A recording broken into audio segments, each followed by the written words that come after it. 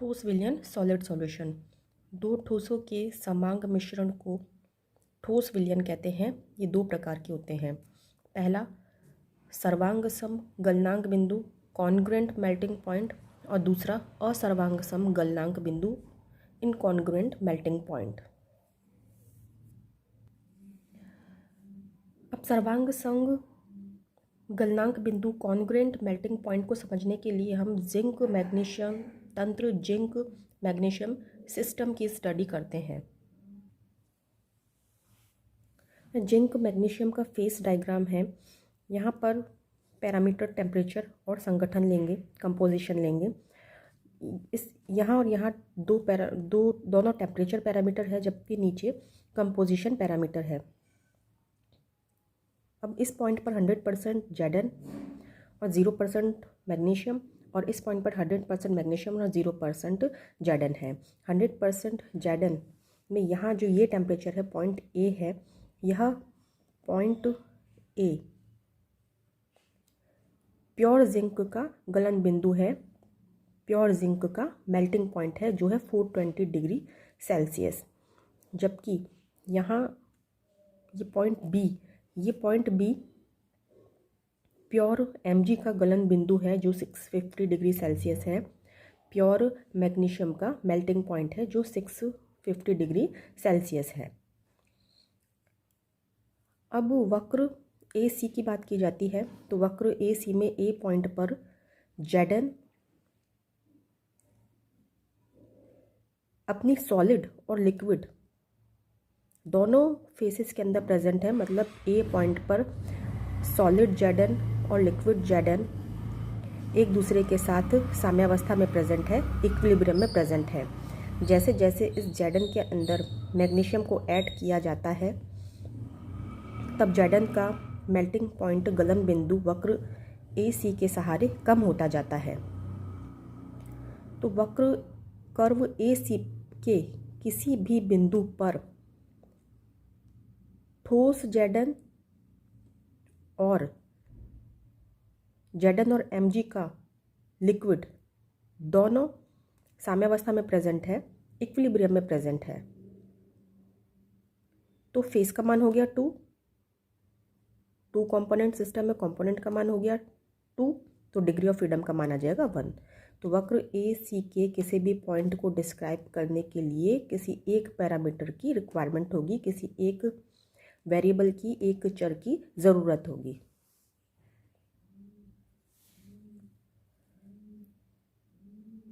तो वक्र AC पर Zn सॉलिड साम्यावस्था में है Zn और Mg के द्रव के।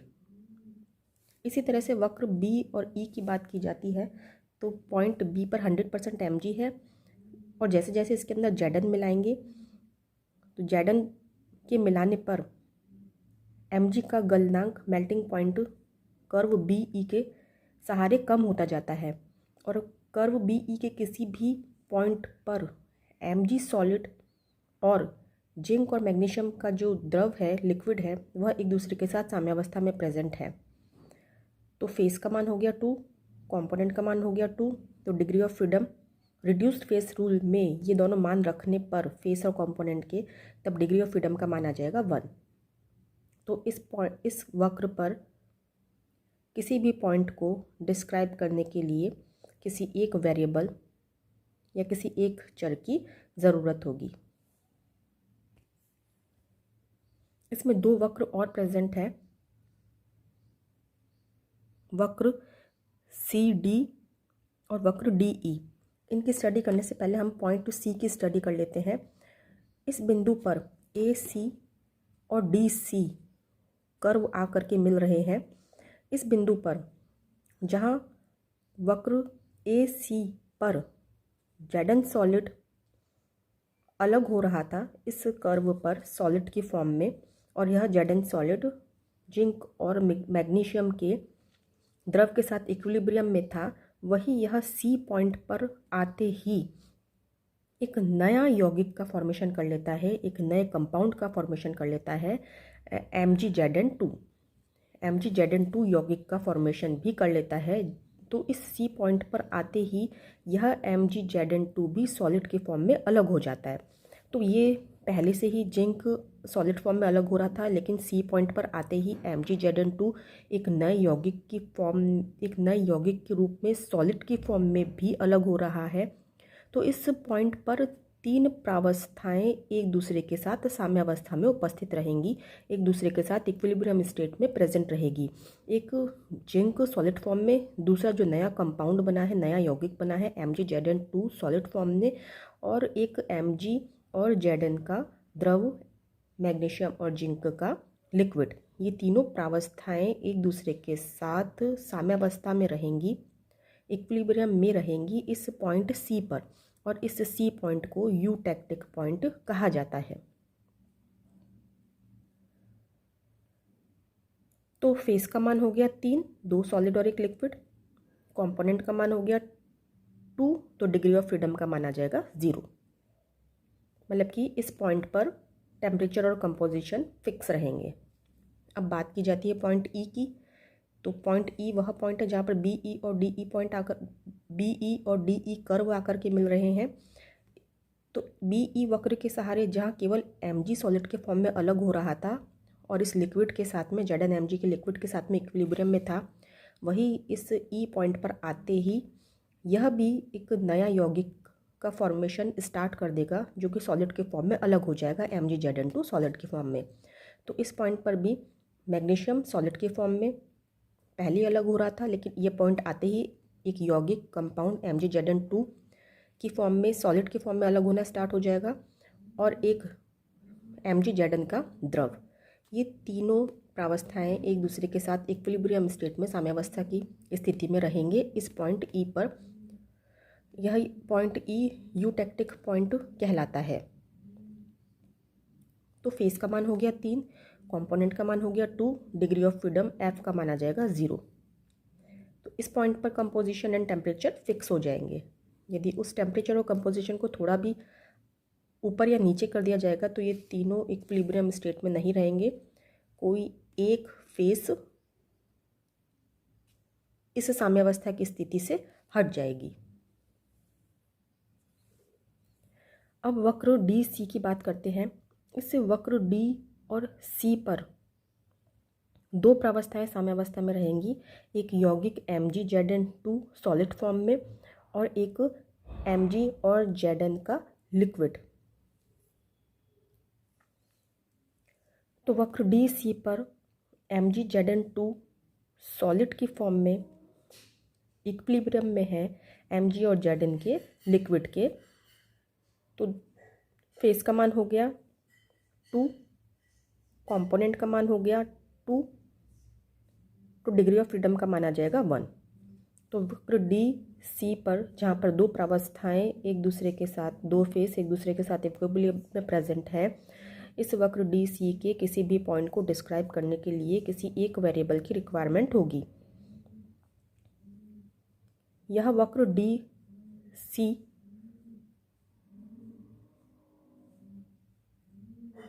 यौगिक MgZn2 का गलनांक वक्र है, मेल्टिंग कर्व है, जो DC के सहारे कम हो रहा है। इट मीन्स MgZn2 यहाँ पर अलग हो रहा है इस लिक्विड में से सॉलिड के फॉर्म में। तो इसमें यदि और Zn जिंक मिलाएंगे तो इस MgZn2 के गलनांक में कमी आती है। यदि वक्र इस साइड है इट मीन्स Zn का अमाउंट ज़्यादा है, और यदि वक्र इस साइड है इट मीन्स Mg का अमाउंट ज़्यादा है। तो वक्र D और C का गलनांक कम हो रहा है, इट मीन्स वक्र इस साइड तो Zn इसके अंदर मिलाया जा रहा है। तो वक्र MgZn2 में Zn मिलाने पर यौगिक MgZn2 का गलनांक, मेल्टिंग पॉइंट वक्र DC के सहारे कम हो रहा है। इसी तरह वक्र D और E की बात की जाती है तो वक्र D और E पर भी MgZn2 सॉलिड के फॉर्म में अलग हो रहा है, और यह MgZn2 इक्विलिब्रियम में प्रेजेंट है मैग्नीशियम और जिंक के लिक्विड के साथ। तो फेस का मान हो गया 2, कंपोनेंट का मान हो गया 2, तो डिग्री ऑफ फ्रीडम का मान आ जाएगा 1। वक्र DC के किसी भी पॉइंट को डिस्क्राइब करने के लिए किसी एक वेरिएबल की रिक्वायरमेंट जरूरी है। तो वक्र डी सी MgZn2 के मेल्टिंग पॉइंट में कमी को बता रहा है जब इसके अंदर Mg को ऐड किया जा रहा है।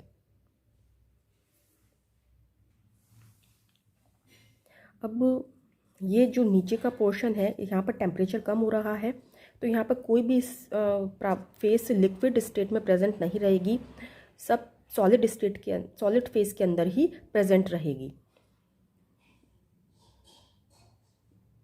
जितना भी लिक्विड है वह इस लाइन के नीचे सॉलिड में कन्वर्ट हो जाता है क्योंकि टेम्परेचर डिक्रीज हो रहा है।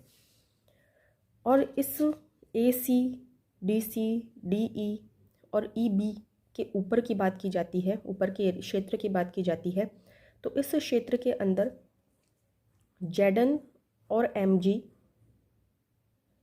अपनी द्रव अवस्था के अंदर प्रेजेंट है।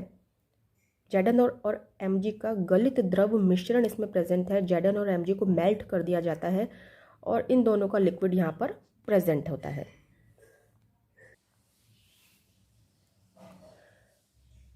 अब बात की जाती है पॉइंट डी की, जो सबसे इम्पॉर्टेंट है। यह पॉइंट डी MgZn2 का मेल्टिंग पॉइंट है, गलनांक बिंदु है, जो कि दोनों मेटल के मेल्टिंग पॉइंट के कहीं बीच में आता है। जैसे कि Zn का मेल्टिंग पॉइंट हो गया 420 और Mg का मेल्टिंग पॉइंट हो गया 650, तो इन दोनों के बीच में कहीं आ रहा है, जो आ रहा है 590 डिग्री सेल्सियस। यह MgZn2 का मेल्टिंग पॉइंट है। इट मीन्स इस पॉइंट के ऊपर MgZn2 का टेम्परेचर बढ़ा दिया जाए तो वो लिक्विड स्टेट में आ जाएगा, और इस पॉइंट के ऊपर MgZn2 का टेम्परेचर घटा दिया जाए तो वह सॉलिड फॉर्म में आ जाएगा।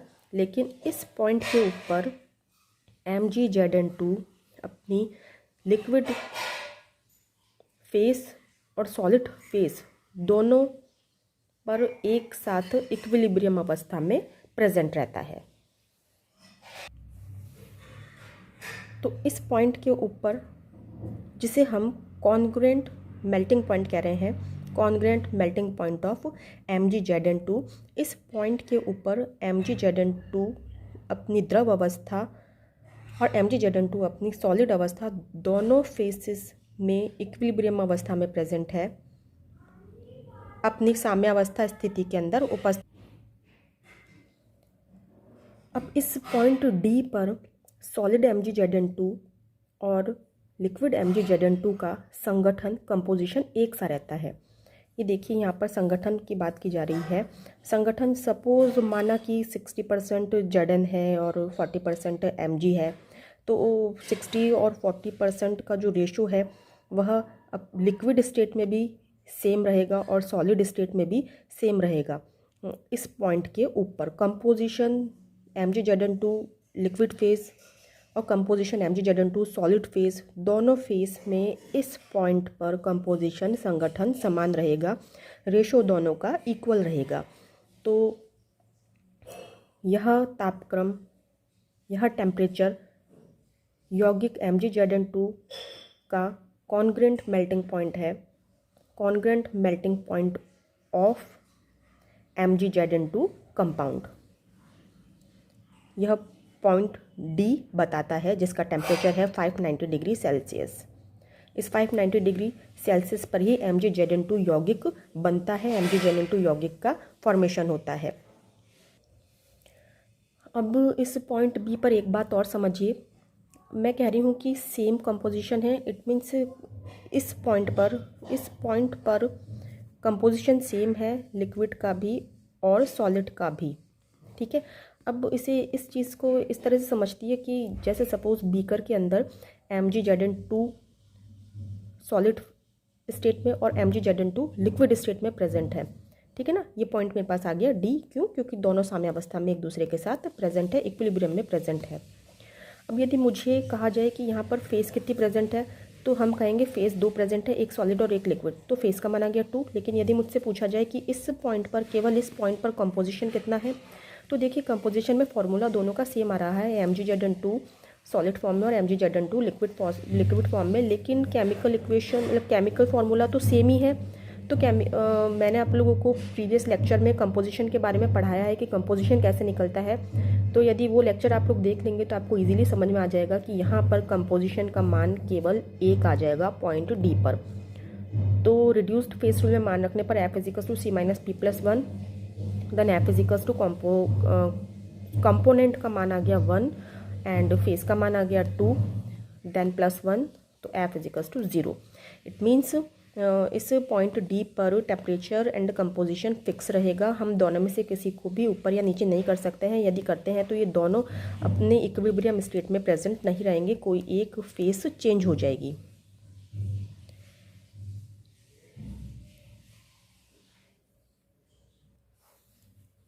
अब देखिए सर्वांग सम गलनांक बिंदु जिसकी हम स्टडी कर चुके हैं वह क्या कह रहा है। ऐसा तंत्र जिसमें दो घटक आपस में रासायनिक संयोग द्वारा नया स्थायी यौगिक बनाते हैं।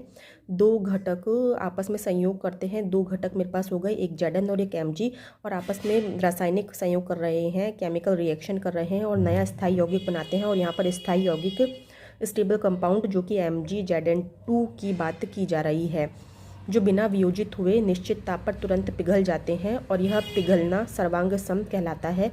इस स्थिति में ठोस प्रावस्था व द्रव प्रावस्था दोनों में यौगिक का एक सा संगठन रहता है। अब देखिए ये डिसोसिएट नहीं होगा। MgZn2 स्टेबल है ना, स्थायी यौगिक है, स्टेबल है। यह डिसोसिएट नहीं होगा, वियोजित नहीं होगा, इसके टुकड़े नहीं होंगे। यह एक निश्चित ताप पर, एक फिक्स टेम्परेचर पर पिघल जाते हैं, मेल्ट हो जाते हैं।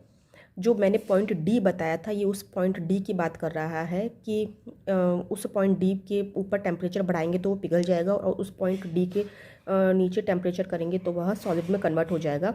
तो उस पॉइंट डी की बात की जा रही है। निश्चित ताप पर तुरंत पिघल जाते हैं और यह पिघलना सर्वांग सम कहलाता है और यह मेल्ट होना ही कॉन्ग्रेंट कहलाता है। इस स्थिति में ठोस प्रावस्था व द्रव प्रावस्था दोनों में यौगिक का एक सा संगठन रहता है। मैंने आपको बताया था कि जो पॉइंट डी है उसमें कंपोजिशन सेम रहेगा। नीचे मैंने आपको 60 और 40 का रेशो लेकर बताया था, दोनों में कंपोजिशन सेम रहेगा। ठीक है, तो इस स्थिति में सॉलिड ठोस प्रावस्था व द्रव प्रावस्था दोनों में यौगिक का एक सा संगठन, same composition in liquid and solid phase present होता है। ऐसे यौगिक को सर्वांग सम गलन यौगिक, कॉन्ग्रेंट मेल्टिंग पॉइंट कहते हैं और जिस निश्चित ताप पर यह पिघलता है उसे सर्वांग सम गलन ताप या सर्वांग सम गलनांक कहते हैं और जिस फिक्स टेम्परेचर पर यह मेल्ट होता है उसे कॉन्ग्रेंट मेल्टिंग पॉइंट कहा जाता है, जो कि था पॉइंट डी पर 590 डिग्री सेल्सियस। तो ऐसे कंपाउंड यौगिक जो एक निश्चित ताप पर द्रव प्रावस्था में पिघल जाते हैं वह द्रव प्रावस्था में वही संगठन रखते हैं जो ठोस प्रावस्था में है, सर्वांग सम गलन ताप रखने वाले यौगिक कहते हैं। वो ऐसा कंपाउंड जो एक फिक्स टेम्परेचर पर लिक्विड फेस में मेल्ट हो जाते हैं, वह लिक्विड फेस में वही कंपोजिशन रखते हैं जो सॉलिड फेस का है, उसे कॉन्ग्रेंट मेल्टिंग टेम्परेचर रखने वाले कंपाउंड कहते हैं।